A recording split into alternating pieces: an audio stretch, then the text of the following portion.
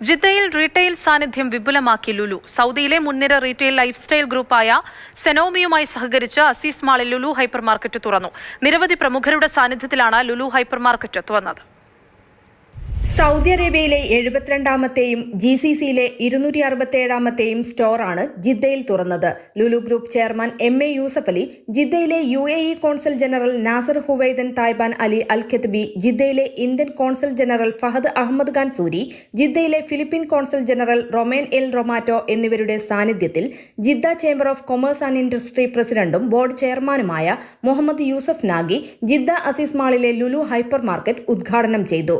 ജിദ്ദയിലെ ഉപഭോക്താക്കൾക്ക് മികച്ച ഷോപ്പിംഗ് അനുഭവമാണ് ലഭിക്കുകയെന്നും വിപുലമായ വികസന പദ്ധതികളാണ് സൗദി അറേബ്യയിൽ ലുലു നടപ്പാക്കുന്നതെന്നും Lulu group chairman MA Yusuff Ali വ്യക്തമാക്കി. 100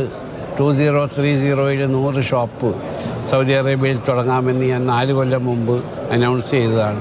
ഇപ്പോൾ 72 എത്തി.